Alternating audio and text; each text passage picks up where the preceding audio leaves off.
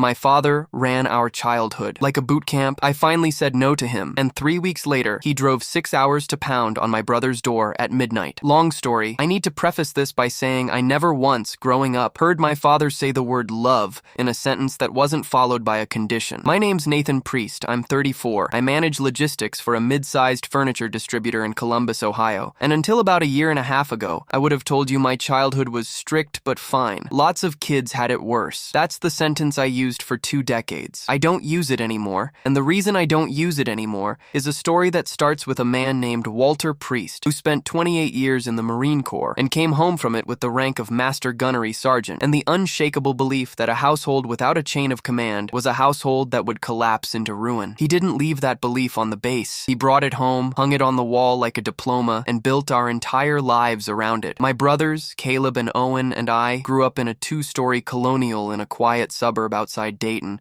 the kind of house that from the sidewalk looked like every other house on the block. Mowed lawn, flag on a pole out front, a basketball hoop nobody was ever allowed to use on a school night. What nobody could see from the sidewalk was that we woke up at 05:30 every single morning, weekends included, and that the first thing that happened after our feet hit the floor was inspection. Dad walked the hallway in his undershirt with a coffee mug that said, "World's okayest father," a gift from an old buddy that he wore completely unironically, and he checked our beds, not glanced at them, checked them. Hospital corners, sheet pulled tight enough that a quarter would bounce off it, because apparently that's a real test they do in the military, and apparently my father decided 3 children under the age of 12 needed to be held to it too. If a corner was wrong, off came the whole bed, sheets and all, dumped on the floor, and you remade it before you were allowed to go downstairs, and if you were late to breakfast because of it, that was your problem, not his. My desk got the same treatment. Pencils not lined up, a comic book left open, a single loose paper. He'd sweep his forearm across the whole surface, and everything went to the carpet, and you cleaned it up in silence. Because if you cried about it, he'd tell you crying was for people who couldn't handle consequences, and consequences were the only thing that built character. Breakfast itself was its own small ceremony of dread. We ate in silence unless spoken to, elbows off the table, and he would walk behind our chairs while we ate the way I imagine he used to walk behind recruits. And if you slouched, he'd wrap 2 knuckles on your shoulder blade hard enough to make you jump. Not violent exactly, just enough to remind you he was there. Always there, always watching for the next correction. I remember the exact day I stopped believing that not crying was actually a form of strength. I was 9. My little brother Owen, who was 7 at the time, wiped out on his bike in the driveway trying to do a trick he'd seen some older kid do, and he split his knee open bad enough that you could see white through the blood, the kind of cut that makes your stomach drop just looking at it. He was screaming, really screaming, the way little kids do when they're more scared than hurt. And my father walked out onto the porch, looked at him, and told him to stand up straight and stop making noise like a baby. Owen, 7 years old, blood running down his shin into his sock, stood at attention in the backyard for a full hour, sniffling, swaying a little, before Dad finally decided he'd toughened up enough to be taken to urgent care, where he got 4 stitches and a doctor who gave my father a look I still think about sometimes. A look that said this doctor had clocked exactly what kind of household Owen was going back to and couldn't do a single thing about it. That was the emotional temperature of the whole house. There was a chore chart taped to the refrigerator with a laminated cover Dad had made at a print shop. Our names down the side, boxes for every single day. And if a box wasn't checked by 1900 hours, he really did say 1900 hours to his own children. Whatever privilege you had lined up for that day evaporated. And privilege meant everything that wasn't food, water, and a bed. TV was a privilege. Dessert was a privilege. Calling a friend was a privilege. Being allowed to go to a friend's birthday party was a privilege. He loved that word. He'd say it with this little satisfied nod like he was quoting scripture. School was its own battlefield with its own set of rules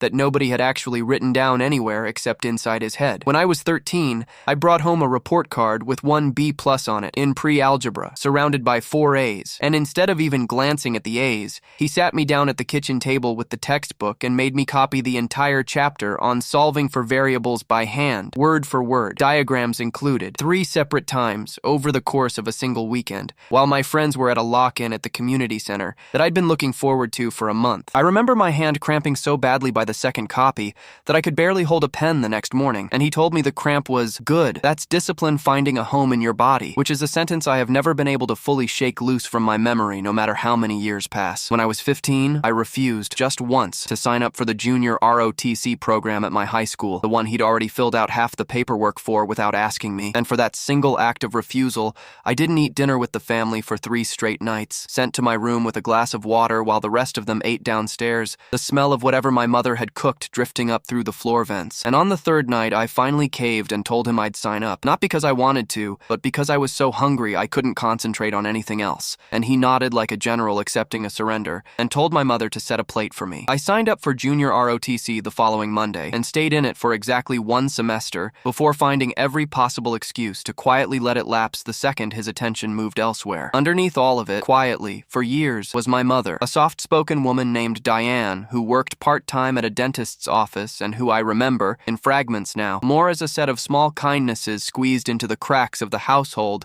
than as a full presence. An extra cookie slipped to Owen after a bad day, a hand on the back of my neck while I did homework, hummed songs while she did dishes that stopped the second his truck pulled into the driveway. When I was 11, she left. I didn't understand it then. I understood it as abandonment, the same way my father wanted me to understand it, because he sat the 3 of us down in the living room within 24 hours of her leaving and told us flatly that our mother was weak, that she'd broken under pressure that any decent adult should be able to handle, and that we would do well to forget about her and focus on becoming men who didn't fall apart the way she had. He took her photographs down off the hallway wall that same week, boxed them, and I never saw where the box went. We didn't see her again for years. When I turned 19, in my sophomore year of college, I tracked her down myself through an old aunt who still had a number. She was living 2 states over, remarried, working as a hospice nurse, and when I showed up at her door unannounced, she opened it, looked at me for a full 3 seconds like she was checking I was real, and then she started crying so hard she had to sit down on her own front step. She told me leaving us was the single hardest decision of her life, that she had wanted to take us with her, and he had made it legally and financially impossible, controlling every account, every document, that she had spent years in something close to a fog of guilt and grief,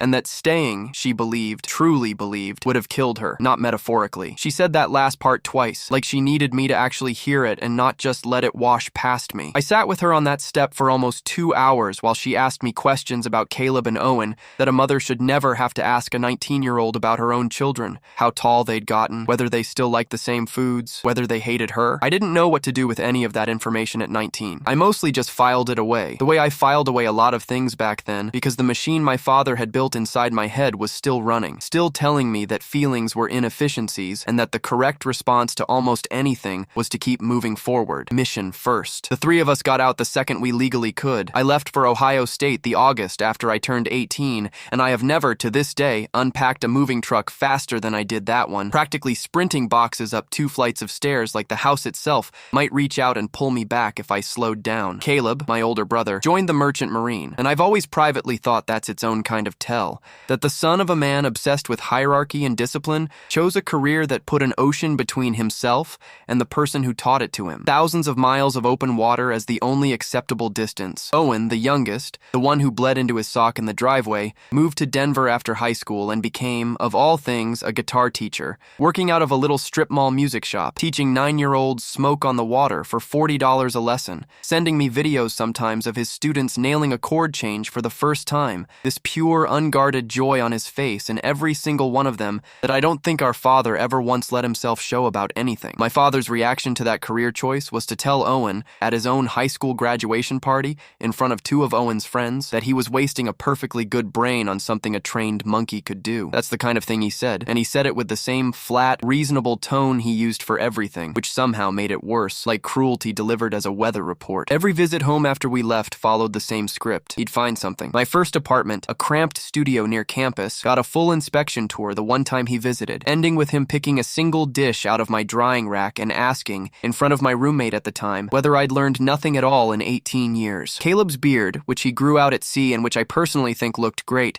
weathered and full, was sloppy and made him look like he'd given up. Owen's job, his apartment, his haircut, his choice not to own a car, all of it got picked apart within the first 20 minutes of walking through the door like he was still doing inspection, except now the bed he was stripping was our entire adult lives. We stopped visiting much. Holidays became phone calls, then texts, then a card in December with his name printed at the bottom in a font, not even signed by hand most years. And then last spring, an email landed in my inbox with the subject line, 30-year retirement commemoration, attendance required. And I want to be clear that this was not a save the date. This was not an invitation in any normal sense of the word. This was an operations order. He'd been asked to speak at some kind of ceremony at the old base, recognizing his 3 decades of combined active and reserve service, and he informed the 3 of us, CC'd not individually, like we were a distribution list, that we would be attending. Attached was a bulleted list of expectations notifications, formatted with the same rigid seriousness as the chore chart from 25 years earlier. Formal attire. Arrive 15 minutes early, not 10, not 20, 15. No talking unless spoken to by his former colleagues, and the detail that made something in my chest go very still and very cold when I read it. We were to refer to him as Master Gunnery Sergeant in front of his old unit, not Dad, because, he wrote, using the title would reflect appropriately on the occasion. I sat with that email open on my laptop for probably 10 minutes before I called Caleb. He picked up on the second ring, already sounding tired, somewhere on shore leave with a bad connection, and I read him the email out loud, and there was this long pause on the line, and then he said very quietly, "I'm not going." I called Owen next. Owen didn't even let me finish reading it. He said, "Nate, I love you, but if I have to call that man Master Gunnery Sergeant one more time in my life, I think something in me is just going to snap." And then he laughed, but it wasn't a real laugh. It was the laugh you do instead of something else. I was 32 years old, sitting in my kitchen holding my phone, and it hit me, actually physically hit me, like a small jolt, that he could not do anything to me anymore. He couldn't cut my food privileges. He couldn't make me run laps around the block until I threw up, which happened exactly once when I was 14, after I mouthed off about a curfew 3 miles in the summer heat while he timed me from the porch with an actual stopwatch. He had no leverage left. None. Zero. And somehow, it had taken me until 32 to fully understand that in my bones, instead of just knowing it as a fact, I could recite. So the three of us got on a call, the first real three-way call the Priest brothers had had in over a year, and we decided together that none of us would go, and this is the part I'm actually proud of. We decided we would each send our own email, individually, and not one of us would give a reason, because that had always been his rule, going all the way back to missed curfews and unfinished chores. Excuses are for people who lack commitment. You either show up or you don't. We were just, for once,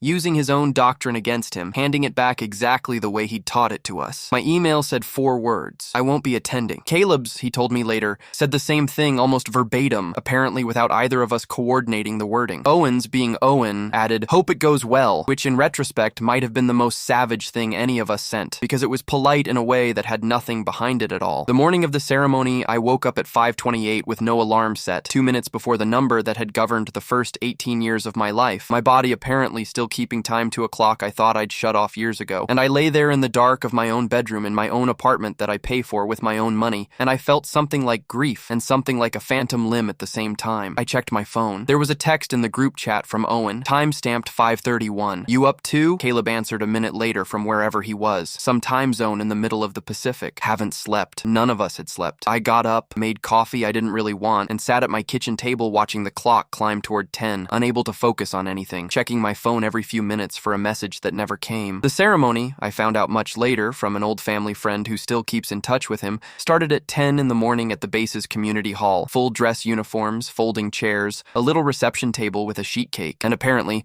according to this friend, there were 3 empty folding chairs near the front, reserved, name cards printed and everything, sitting empty the entire time. And my father gave his remarks looking, by this friend's account, off, distracted in a way nobody there had ever seen from him. 2 days after the ceremony, he left me a voicemail, 92 seconds. I know because I listened to it 3 times and then deleted it, and I remember watching the little progress bar move as if I needed proof it was really that short, because it felt so much longer while I was in it. His voice wasn't yelling. That was almost the worst part. It was that flat, controlled, disappointed register I'd heard my entire life right before something bad happened, and he called the 3 of us quitters, said we'd embarrassed him in front of men he'd served with for decades, said this was exactly the kind of weakness he'd spent our whole childhoods trying to train out of us, and clearly failed, said he hoped we were proud of ourselves. I deleted it, but I could not, for the life of me, delete the way my hands were shaking when I did it. About a week later, Owen called me at 11 at night, and I almost didn't pick up because I was already in bed, but something told me to answer, and I'm glad I did, because he was crying, actually crying, and it took him almost a full minute to get words out. Our father had driven 6 hours from Dayton to Denver, no call, no warning, and shown up at Owen's apartment building. Owen's roommate had buzzed him up without asking who it was, because who thinks to ask, and Owen said he heard the pounding on the door before he even processed what was happening. Not knocking, pounding, the kind of pounding that rattles a door in its frame, and their father's voice yelling for Owen to open up, that he knew Owen was in there, that this was disrespectful, that he hadn't raised his sons to hide behind locked doors from their own father. Owen stood on the other side of that door for almost 20 minutes, he told me, frozen, not answering, his roommate standing behind him with a hand on his shoulder, until finally, the pounding stopped, and they heard footsteps going back down the hallway, and a few minutes after that, Owen worked up the nerve to look out the window and watch their father's truck pull out of the parking lot and disappear down the street, taillights shrinking into the dark. He said the worst part wasn't even the fear. It was that some old, buried 8-year-old part of him had wanted to open that door, had wanted to stand at attention and say yes sir, and make it stop the way he'd learned to as a kid. That's what did it for me. Not the voicemail, not the ceremony, not even the memory of Owen bleeding in the backyard. It was hearing my grown, gentle, talented little brother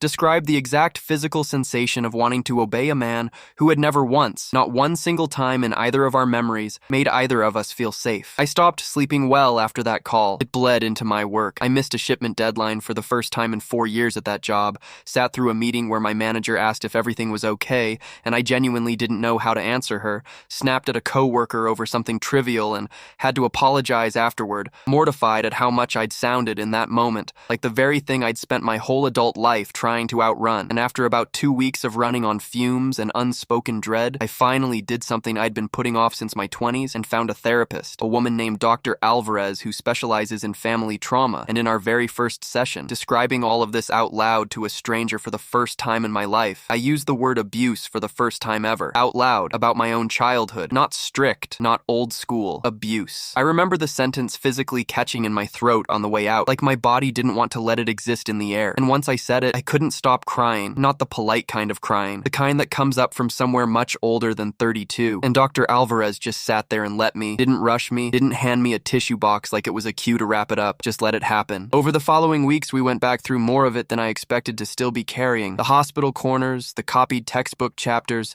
the 3 nights without dinner, the way I still, at 34, instinctively straightened my posture whenever I heard a certain register of disappointed male voice, even from a customer on the phone who had nothing to do with any of this. I told her about a fantasy I hadn't even fully admitted to myself I was still carrying, some future version of my father, gray and softened, finally telling me he was proud of me, finally saying something warm without a but attached to it, and saying it out loud in that office. I understood for the first time that I had been quietly waiting for that moment my entire adult life, and that it was never, ever coming, and grieving that felt almost exactly like grieving a death, except the person was still very much alive and currently furious with me over voicemail. A few weeks into all this, my mother, of all people, sent me an email. She and I had slowly rebuilt something resembling a relationship over the years since that front step reunion. Careful and a little formal at first, warmer now, and in it she told me something I'd genuinely never known. My father's own father, my grandfather, had been an infantry officer and had run his own household with the same kind of iron discipline. Worse, she said, from what little my father had ever told her in 20 years of marriage. Stories he only let slip once or twice, late at night and never again after. She said my father joined the Marines at 18 specifically to get out of that house, the exact way the 3 of us had scattered the second we turned 18 ourselves, and that somewhere along the way, instead of escaping it, he'd become it, had built it fresh in a different house with a different flag on the porch, like a blueprint he couldn't stop redrawing,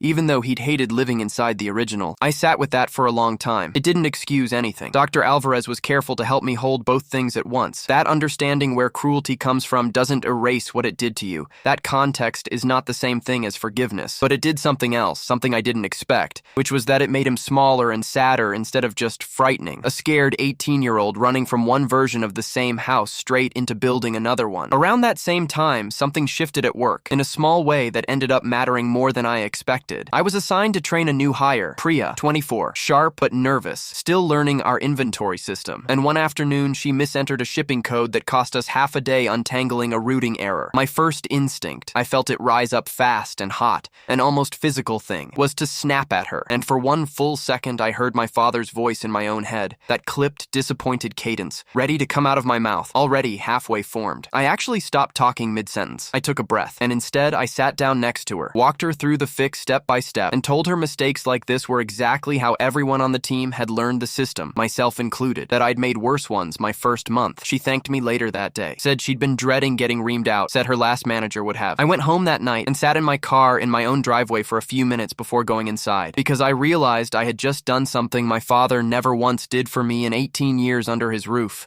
and it had taken about 10 seconds and cost me nothing, and I couldn't decide whether to feel proud of that or devastated by how low the bar actually was. That moment kept coming back to me over the following months, a small proof that the pattern wasn't inevitable, that I could hear the old voice and simply not obey it, and it made its way eventually into how I handled the rest of that team, patient in ways I used to think of as softness, and now understood as just basic decency. 6 months after I made team lead, a promotion that came, my manager told me directly, partly because of how I handled that exact incident with Priya and several like it afterward. An envelope showed up in my mailbox with no return address, my father's handwriting on the front, cramped and blocky the way it had always been on chore charts and inspection notes. Inside was a single newspaper clipping, a photo from the retirement ceremony I never attended, him in dress uniform shaking hands with some colonel, no note, nothing else, just that. I brought it to my next session, and Dr. Alvarez turned it over in her hands for a while before saying that this might be, as close as the man was capable of, an attempt to reach out, or an expression of something he had no other language for. Pride, maybe, or regret, filtered through decades of not being allowed to name either one, arriving in the only form he knew how to send it, a document, evidence, proof of accomplishment instead of a feeling. I decided I owed myself one real attempt before I let the door close for good, so I wrote him an email, the longest one I'd ever sent him, no bullet points this time, and I told him plainly that I would be willing to have a relationship with him, but only if he could treat me as his son and not as a subordinate, only if an apology could exist somewhere in that relationship, only if he could sit across from me without correcting my posture. His reply came back within an hour, which told me he'd been sitting there waiting, and it was 2 sentences long, and it said that I was blaming him for my own weakness, and that he had nothing to apologize for, a man who did everything right, raising 3 ungrateful boys who couldn't handle a little structure. I read it twice, and then I closed my laptop, and I didn't cry that time, which surprised me more than the letter itself did, a strange, quiet kind of clarity settling in where the hope used to sit. 4 months after that, another email arrived, this one shorter and stranger than any of the others. He was selling the house, the one with the flag and the chore chart and the driveway where Owen bled into his sock, and he wanted the 3 of us to come clean out whatever was left of our childhood rooms within the month. No sentiment in the wording at all, just logistics, like he was clearing out a storage unit and we happened to be the labor. Caleb flew in for it, first time on dry land in a while, tanned and quieter than I remembered, and Owen drove out from Denver with a guitar case in the back seat he never explained, and the 3 of us met at the house together for what I understood, without anyone saying it out loud, was probably the last time any of us would stand in that particular hallway. My old room still had the same navy blue carpet, worn thin in a path from the door to the bed. The desk was still bolted where it had always been. I found, in the back of my closet, an old drawing I'd made in 3rd grade of our family, all 5 of us in stick figure form, everyone smiling, my father's stick figure holding what I'd apparently drawn as a fishing rod, and I don't know why, but that hit me harder than anything else in the house did. This evidence that some younger version of me had genuinely believed, at least for a while, that we were a normal, happy family with a dad who might one day take him fishing, a memory of a hope I didn't even remember having. Caleb found a box of his old merit badges from a scouting program he'd quit at 14, and just stood there holding it for a long moment, before setting it gently in the donation pile. Owen didn't say much the whole afternoon, just moved through the rooms methodically, and it was only near the end, in the garage, that he told me, almost offhand,